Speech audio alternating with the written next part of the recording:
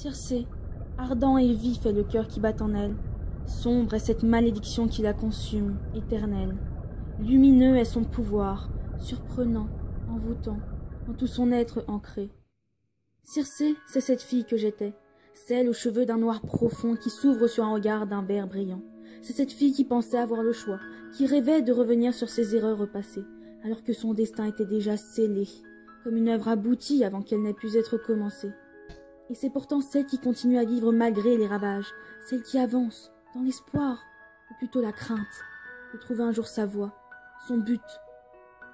Peut-être pensez-vous que mon existence se résume sur un morceau de papier, oublié dans les bas-fonds d'un cahier, sans mystère, sans surprise, comme tous ceux qui m'ont connu. Vous êtes comme eux, ceux qui me prenaient pour une folle, un monstre à l'allure splendide qui se révèle être ravageur, ou parfois un rat de laboratoire, apte à subir les pires expériences, sans que ceux qui soient à sa charge ne ressentent aucun scrupule. Suis-je vraiment un monstre? Me répétais-je lorsque j'accordais encore un minimum d'importance à mes sentiments, trop bête pour croire ce qu'on me disait. J'étais une véritable éponge à émotions, et cela n'était pas vraiment à mon avantage. Je vivais dans l'ombre, dans la peur d'être un jour connu, repéré. À vrai dire, je me montais inutilement la tête, n'étant en réalité qu'une ombre qui passe devant les autres sans qu'ils ne s'en aperçoivent. Et cette société qui me délaissait, parfaite à première vue d'œil, et en laquelle je croyais plus qu'en mon propre avenir, m'a fait perdre tout ce que j'avais.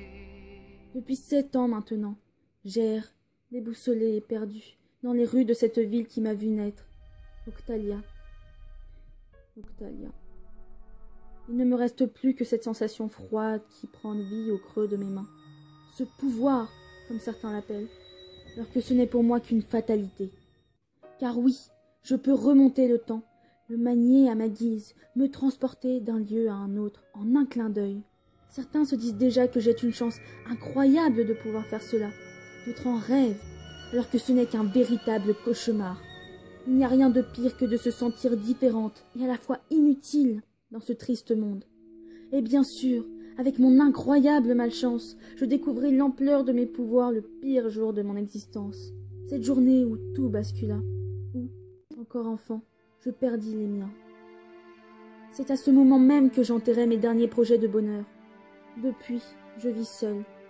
Enfin, d'après les débris de souvenirs qui traînent dans mon esprit, il y a bien eu une personne qui est entrée dans ma vie. Ce psy dont, connaissant le fatal destin, j'avais sauvé la vie. Pour me remercier, il s'occupa de moi, se soucia de ma santé mentale. Tu sais, Circé, tu es une petite fille comme les autres, qui mérite d'être heureuse. Il ne te manque plus que de la volonté pour que tu puisses redevenir celle que tu étais, disait-il. Et, adouci par mon petit visage angélique de gamine timide, il avait même pensé à m'adopter, le naïf. Il ne tarda pas à comprendre que je faisais partie de ces rares êtres qui portent malheur, ceux dont il vaut mieux ne pas croiser le regard. Et, malgré sa volonté, et pour sa propre survie, il préféra m'abandonner. Je ne vous dévoilerai pas de quelle manière il rejoignit les morts par la suite, car je ne sais toujours pas si c'est une conséquence de ma malchance, ou si son destin était déjà scellé, comme le mien. Si j'ai bien appris quelque chose pendant ces années de solitude, c'est que malgré tout ce que je peux faire en voyageant dans le temps, je ne pourrai jamais, oh non jamais, échapper à mon sort, cruel, tracé sur une pierre de marbre qui subsiste sur terre depuis la nuit des temps. Ne trompe pas le destin, c'est lui qui me détruit. Pour fuir la tristesse due à tous ces malheurs qui s'abattaient sur moi, j'ai décidé de laisser mon cœur devenir aussi dur que cette pierre de marbre. Qui était là pour moi? Personne. Ma famille, les seuls êtres capables de m'aimer, et mes connaissances, avaient péri, m'abandonnant dans une profonde solitude, comme on abandonne un animal qu'on ne souhaite plus jamais avoir à sa charge. Et pourtant, si un seul jour j'avais pu imaginer que mon destin allait être de nouveau troublé, par un nouvel objectif, qui s'impose comme être ce but que je cherchais depuis si longtemps. Cette fois-ci, je ne peux pas savoir si ce changement intervient pour le meilleur ou pour le pire, car ce n'est plus seulement de mon avenir que l'on parle, mais bien de celui de l'humanité. D'où vient cette pointe de préciosité que ces nouveaux visages trouvent en moi? Qui sont ces inconscients qui me mettent sur le dos le poids de sauveuse? la seule qui serait capable de délivrer l'humanité d'une menace inévitable. Je ne le sais pas, mais une chose est sûre, je vais devoir suivre ma destinée, comme je l'ai toujours fait. Peut-être en tant que reine du temps, navigatrice de l'espace, cœur à prendre, mécanicienne robotique, cruelle, tueuse, ou alors libératrice de l'humanité.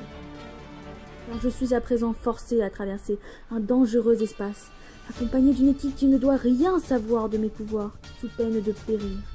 Nous serons proie aux attaques, perdus dans ce vaste vide, dans le seul but d'atteindre une planète, la seule capable d'accueillir les derniers humains.